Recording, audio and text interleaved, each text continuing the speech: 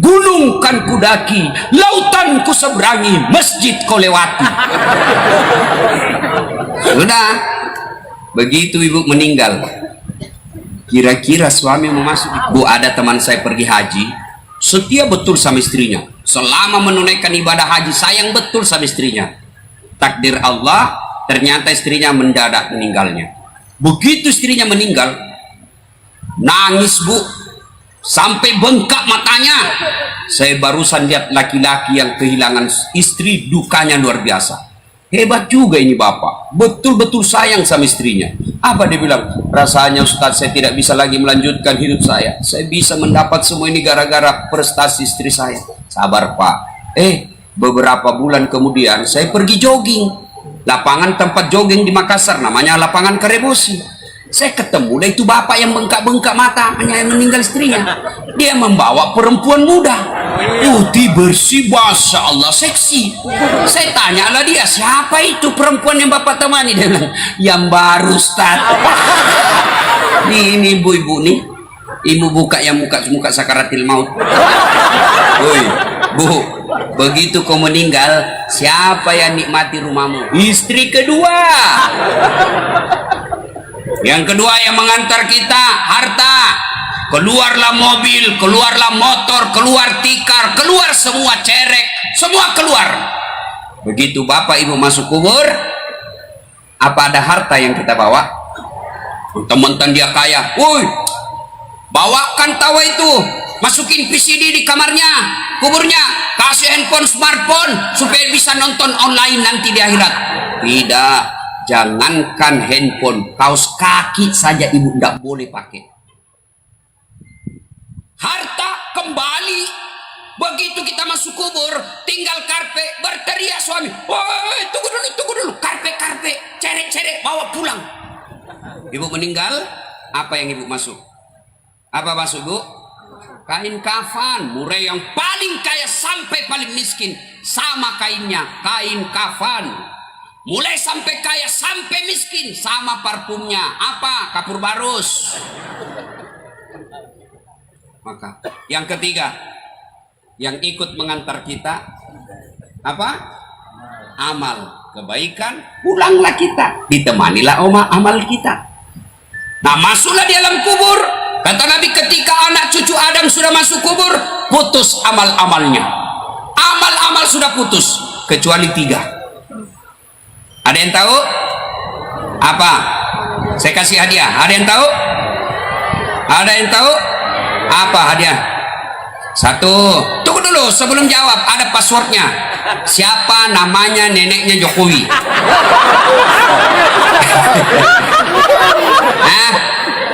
Ibu lain kali kalau ditanya sembarang ibu jawab. Jawab ke apa? Abdurrahman, karena belum tentu orang sini juga tahu. Ayo bu, apa yang bawa itu 3 ibu? 1, anak yang soleh. 2, amal jariah. Apa lagi?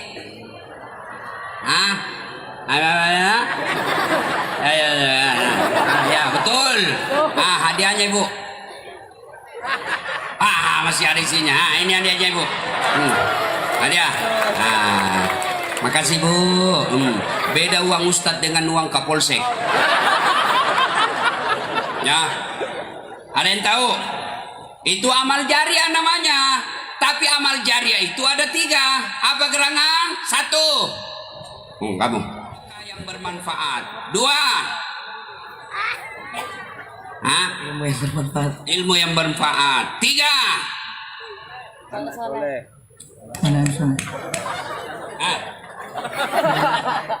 Lambat loading. Anak yang soleh dan soleha. Begitu ibu meninggal, maka 3 inilah yang akan terus menerus mengalir meskipun ibu sudah di alam kubur.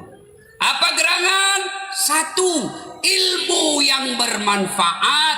Maka ini ladang amal buat kita. Sekarang paling gampang mencari ilmu dan menyebarkan ilmu. Tidak harus jadi ustadz, tidak harus berdiri mimbar, tidak harus menjadi mubalik. Cukup cari ilmu-ilmu di WhatsApp, cari ilmu-ilmu di medsos, sebarkan. Ibu dapat baca menurut hadis ini titik. Wah, ini manfaat. Sebarkan. 100 orang yang menerima, 2 aja yang mengamalkan itu, maka kita sudah dapat tabungan dari 2 orang itu. Jangan gosip. Kalau kita gosip, ibu-ibu cepat sekali disebarkan. Gosip semua.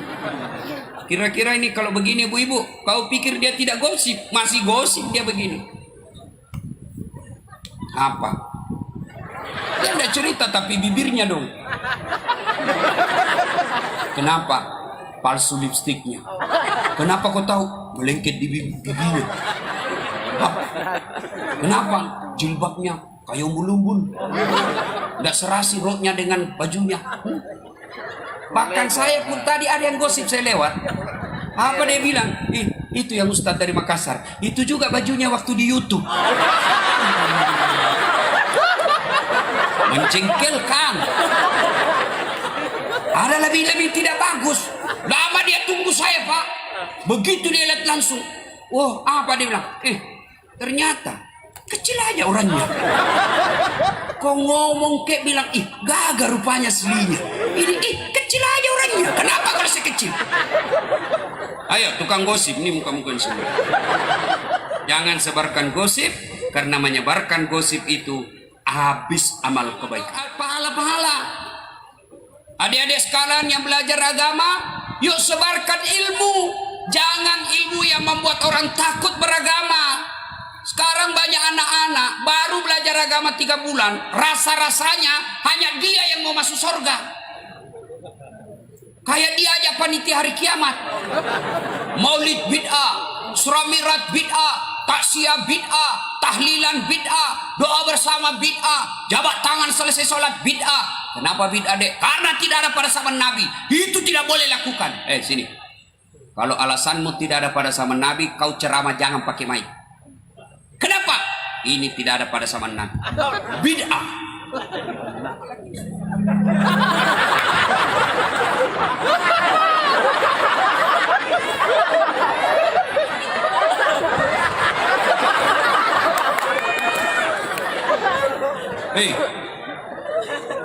Naik haji, Nabi dari Madinah ke Mekah pakai apa?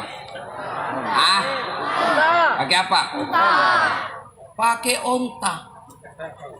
Berarti naik pesawat bid'ah. Kenapa? Nabi tidak pernah naik haji pakai pesawat.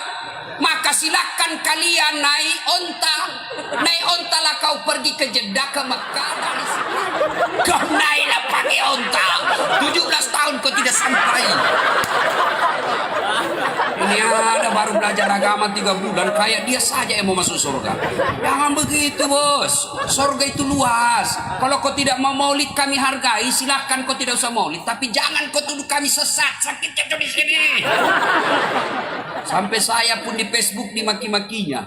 Apa ini Ustadz Dasat? Cerita sunnah-sunnah. Kau tidak pelihara sunnah. Kenapa kau tuduh saya tidak pelihara sunnah? Buktinya kau tidak pelihara jenggot. Ya mau diapa kalau tidak mau tumbuh? Gara-gara jenggot dia marah-marah sama saya. Belem-belem. Panas ibu ya. Panas. Saya membayangkan ibu ini dari jam 8. Saya aja baru 1 jam di sini sudah kayaknya basah semua ini. Pasti ini semua sudah basah keteknya nih bu.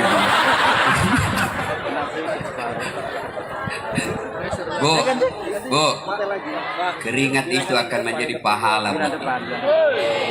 Bayangkan, ya, orang bermajelis mendengarkan tausiah, menuntut ilmu 1 jam, kata Nabi, lebih utama daripada kau semalam suntuk sholat tahajud. Sudah ada yang pernah di sini sholat tahajud semalam suntuk? Tarawih aja 20 rakaat kau lari.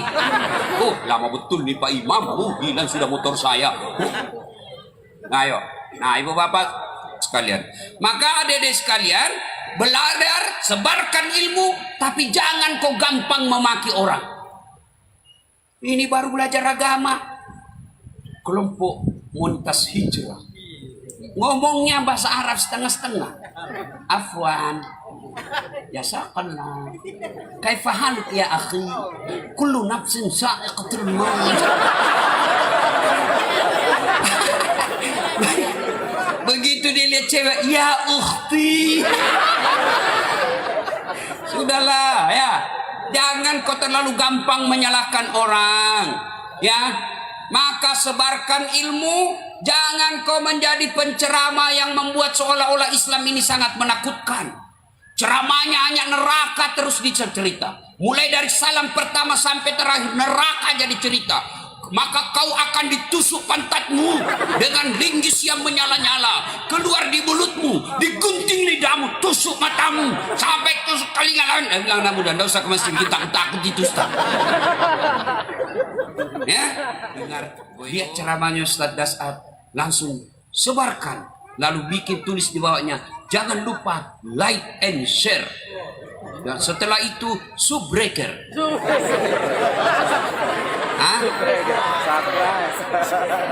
Apa? Subbreaker. Susah sebutnya Bu. Tuh, yang kedua, apalagi yang menjadi amal jariah? Sedekah. Bu Ibu, ada ndak orang bangkrut gara-gara sedekah? Ibu pernah ndak dengar, Ustaz? Itu di ujung rumah komplek yang putih, kaya sekali dulu itu Ustaz. Cuma karena rajin sedekah, dia bangkrut Ustaz. Ada bangkrut? Yang banyak bangkrut bukan karena sedekah. Bangkrut gara-gara apa? Narkoba. Bangkrut gara-gara apa? Judi. Bangkrut gara-gara apa? Selingkuh. Bukan poligami. Poligami halal, boleh, sunnah. Terancam ini ibu-ibu. Woi, saya kalau di Sulawesi, kalau saya sudah berdiri, ibu-ibu langsung bilang mati lagi kita ini. Poligami aja lagi dibahas ini Ustaz. Ibu, boleh tidak setuju poligami.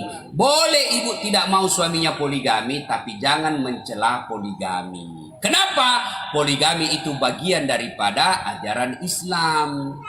Ibu, Bu, mau cepat masuk surga? Mulai terancam lah ini. Mau Bu? Mau? Maka izinkan suamimu kawin lagi. Bu. Kami ini laki-laki sebenarnya tergantung istri. Kalau istrinya sopan, tutur katanya lembut, belum pulang suaminya sudah siap masakan kesenangan suaminya, tidur suaminya dia urut-urut telapak kakinya, lalu dia sopan ngomongnya, datang mertuanya, orang tuanya suaminya dia hormati, datang ipar-iparnya, saudaranya suaminya dia muliakan, maka siapapun yang goda suamimu dia tidak akan tergoda. Kenapa? Ada bidadari di rumah. Tapi kalau suka ngomel, Indomie 3 bungkus kau sendiri makan, gendut, malas masak. Gimana suami tidak kawin lagi? Pulang suami langsung periksa HP. Kayaknya suaminya dijadikan tahanan kota. Bagaimana suami tidak bohong? Suami jujur. Kamu marah, lebih baik kau dibohongi. Ada ibu-ibu yang tanya saya di Makassar, Ustaz, bagaimana supaya suami sehat jantungnya? Apa doanya? Saya bilang, tidak usah baca doa. Jangan kau periksa HP-nya. Semakin sering kau periksa HP-nya, maka dia semakin gampang kena serangan jantung. Apalagi kalau lupa pasang password, lupa dihapus, itu mati-mati kita. Ada di sini? Ada? Saya ada teman saya Bu di kampung, teman SD, cinta-cinta monyet dulu. Sampai sekarang masih sering nelpon. Saya mau blokir, udah enak nanti saya dibilangi sombong. Saya mau terima teleponnya, menjaga perasaan istri saya di rumah. Terpaksa apa? Saya tulis namanya di handphoneku, penjual batu bata. Yang menelpon, bunyi dilihat sama istri saya, dia teriak, Ustaz, penjual batu bata. Jangan ku angkat sayang, itu tagihan. Tagihan. Oh, dia tidak mau angkat Bu, karena kalau tagihan uang belanjanya saya ambil. Selamatlah saya. Suatu ketika saya pulang ceramah, saya bikin teh. Capek saya bikin teh. Saya ambillah itu gula. Masuk saya teh, kenapa asin? Saya pergi lihat toples, tulisannya gula, isinya garam. Saya pergi tanya, kenapa ini sayang? Tulis kok gula, isinya garam. Dia beli HP-mu juga lain kau tulis lain isinya.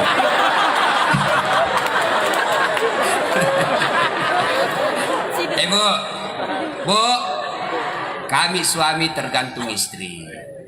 Kalau istri sopan percaya, tidak mungkin suami itu berkhianat.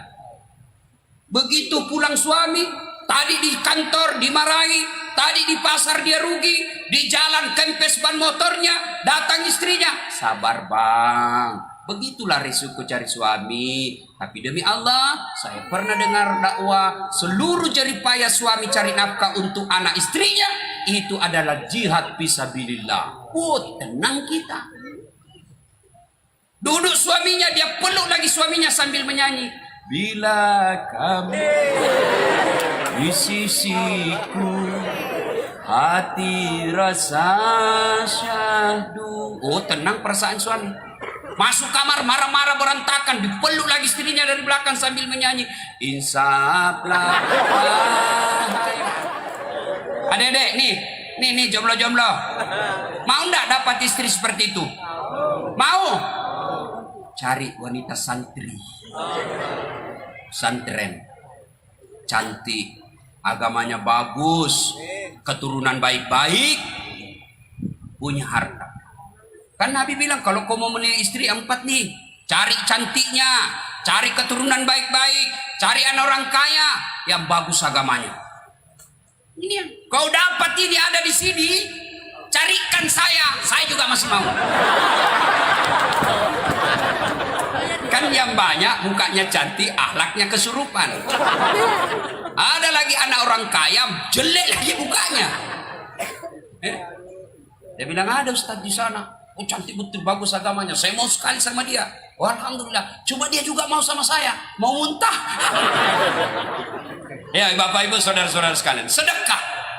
Ya, ibu-ibu, bu meninggal. Ibu-ibu, bu. Rumah, siapa yang punya bu? Begitu ibu masuk umur, siapa yang punya bu? Siapa? Siapa? Bukan suami, istri kedua. Ibu sudah disiksa di kubur karena pelit. Suami dia kumpul semua emasmu yang kemarin kau pakai, lalu dia datang kepada istri barunya, yang inilah persembahanku untukmu. Ibu sudah di blender di neraka di kubur. Istri kedua menikmati emasmu. Daripada itu emas dinikmati istri kedua, mending kau sedekah sekarang. Di depan pintu sorga kelak ada 4 jenis manusia yang bertengkar. Kenapa mereka bertengkar? Mereka masing-masing mau masuk ke dalam sorga nomor 1. Siapa mereka? 1. Tersangka pertama, maju. Kenapa kau merasa lebih berhak masuk ke dalam surga? Jibril, saya dulu haji mabrur. Sebelum saya haji saya malas sholat. Setelah haji saya sholat bukan cuma 5 waktu, tapi saya selalu berjamaah di masjid. Katanya haji yang mabrur nomor 1 masuk surga. Katanya. Siapa kasih tahu kau?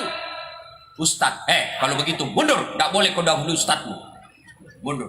Panggil orang kedua.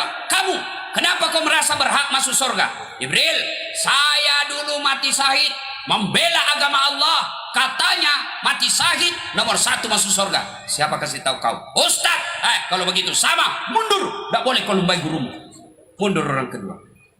Panggil orang ketiga. Kamu, kenapa merasa nomor 1 masuk surga? Saya dulu kaya Jibril, kaya pemurah. Saya bantu pesantren, saya bebaskan tanah pesantren, saya bantu anak yatim, saya bikinkan pondoknya, saya bikinkan kamarnya, saya buatkan kelasnya. Katanya orang tanya, siapa yang kasih tahu kau? Ustaz. Sama, mundur semua. Tidak boleh kau dahului ustadzmu. Mundur.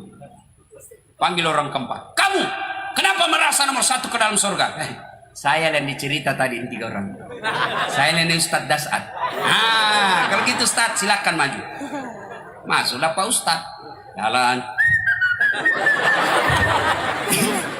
Tinggal beberapa langkah masuk dalam surga, tiba-tiba di istighfar. Astagfirullah.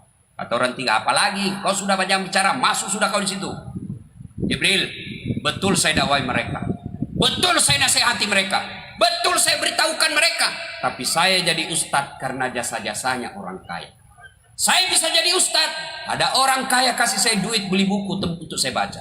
Saya jadi ustadz karena ada orang kaya membebaskan tanah bangun pesantren sehingga saya bisa belajar di situ. Saya jadi ustadz karena ada orang kaya bangun sekolah, bangun masjid tanpa saya berdakwah. Saya jadi ustadz, ini jasa-jasanya orang kaya. Saya malu mendahului orang kaya yang pemurah. Jibril, biarlah orang kaya dulu yang masuk ke dalam surga. Akhirnya disepakati hari itu orang kaya dulu yang masuk ke dalam surga. Orang kaya yang bagaimana? Orang kaya yang pemurah. Orang kaya yang pelit nomor 1 juga. Kemana? Ke neraka. Maka silahkan ibu pilih. Ustadz, kenapa saya miskin Ustadz? Karena ibu selama ini bermental miskin. Ana inda sonni abdibi. Saya tergantung sangkanya hambaku. Kalau dia sangka kaya, maka saya berikan kekayaan. Kalau dia selalu berpikir miskin, maka saya berikan kalian kemiskinan. Mulai hari ini, jangan pernah berpikir bersedekah membuatmu miskin. Sedekahlah agar kalian menjadi kaya. Jangan menunggu kaya baru bersedekah. Ibu, ada di sini suaminya yang mulai lain-lain? Mau tahu ciri-ciri suami yang mulai lain-lain?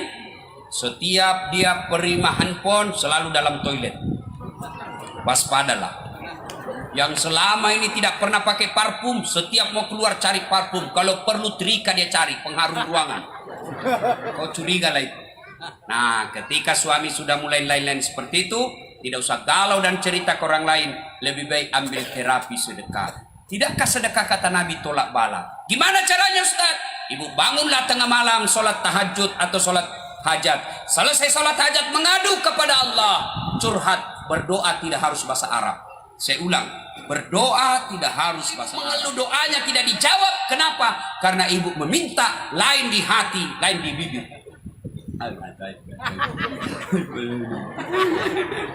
Kan bingung apa maksudnya ini ibu? Oh, suaminya setia, doa yang dia baca doa minta hujan. Maka tidak harus bahasa Arab.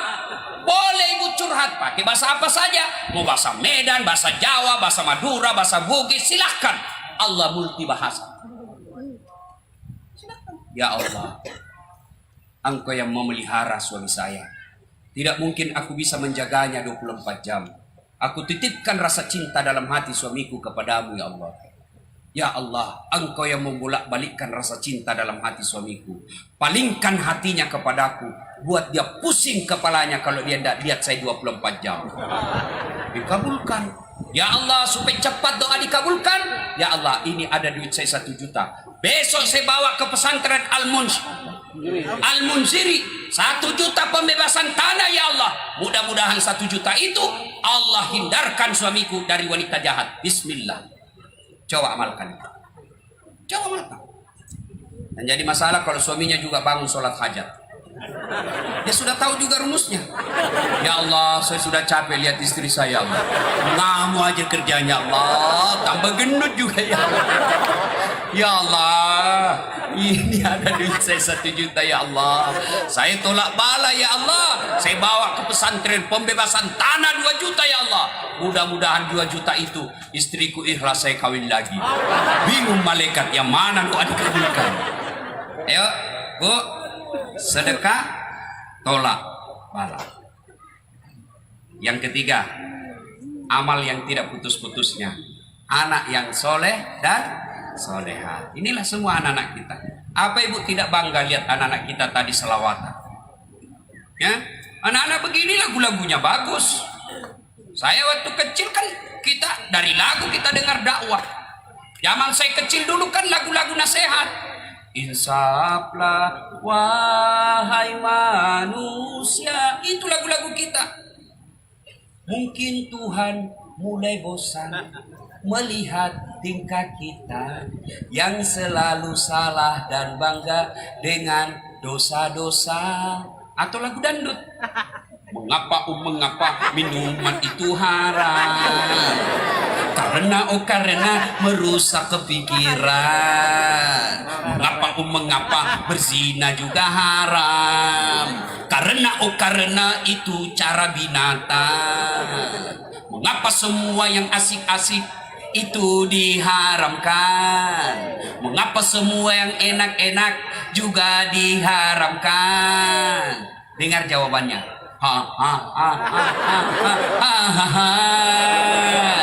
Itulah perangkap setan, umpannya ialah bermacam-macam kenikmatan itu setan. Sekarang lagunya anak-anak, pulang-pulangku berbadan dua. Beleng-beleng. Sekarang ibu-ibu bangga kalau pintar anaknya bahasa Inggris, tapi tidak malu kalau anaknya sudah balik tidak tahu sholat jamaah di masjid. Bangga kalau anaknya pintar bahasa Korea, tapi tidak pernah bangga kalau anaknya sholat jamaah di masjid. Apa hebatnya pintar bahasa Inggris? Ustaz, itu anaknya tetangga saya hebat betul, Ustaz. Kenapa hebat? Itu belum SD sudah pintar bahasa Inggris. Apa hebatnya? Banyak yang begitu. Masa banyak, Ustaz? Demi Allah kau ke Inggris. Anak-anak di sana mulai belajar bicara bahasa Inggris. Apa hebatnya? Ya, ya Bu. Apa hebatnya bahasa Inggris? Ibu meninggal, memangnya anak berdoa di bahasa Inggris. Begitu ibu meninggal, dia berdoa pakai bahasa Inggris. Oh my God, please help me my mother pray. Tuh anak-anak pondok, begitu ibu meninggal, apa ibu tidak bangga? Anaknya tiap selesai sujud, dia berdoa kepada Allah. Allahumma gfirli waliwalidayya warhamhuma kama rabbayani shaghira. Suatu kali Nabi menuju ke satu tempat. Tiba-tiba dalam perjalanan itu Nabi melewati pemakaman. Nabi lalu begitu melewati pemakaman, Nabi bersabda, langkahkan kakimu dengan cepat. Semua sahabat mempercepat langkahnya. Sampai tujuan, Nabi balik lagi. Begitu Nabi balik, begitu lewat di tempat tadi, sahabat mempercepat lagi langkahnya. Nabi lalu bersabda, tidak usah buru-buru, santai aja. Bertanya sahabat, ya Rasulullah, tadi waktu pergi buru-buru, sekarang pulang kau tidak, ada apa ya Rasul? Gini, andai saja kau diberi pendengaran seperti telingaku, maka kau dengar betapa disiksa anak orang di dalam kubur tadi. Saya dengar dia tidak tega saya lama menderita. Saya tidak tega mendengar dia lama disiksa. Tidak tahan saya mendengar dia disiksa. Maka saya langkahkan kakiku cepat supaya saya tidak dengar. Ketika waktu pulang ke Rasul, saya dapat berita Allah perintahkan yang mengazab kubur. Hentikan azabmu, hentikan siksaanmu di kubur. Kenapa? Tidak mungkin kusiksa ini orang tua di kubur, sementara anaknya lagi di dunia belajar mengaji membaca basmalah. Baru membaca basmalah, orang tuanya sudah dibebaskan dari hukuman azab kubur. Bagaimana kalau anak ibu di pondok tiap malam menghafal Quran? Inilah gunanya di pondok. Ibu senang tak ada pondok ini? Senang tak ada pondok ini, Bu? Ayo keras, senang tak? Bapak-bapak senang tak ada pondok ini? Mau pondok ini tetap ada di sini? Mungkin pondok ini bisa bertahan kalau tidak dibeli lahan. Kalau lahan ini tidak dibeli dan punyanya yang punya lahan sudah mau dibayar secepatnya, apa boleh buat? Islam yang ada di sini, tinggalkan kakimu. Kau akan dihina meninggalkan kaki karena tidak bisa kau bebaskan lahan. Mau ibu-ibu masuk surga? Mau?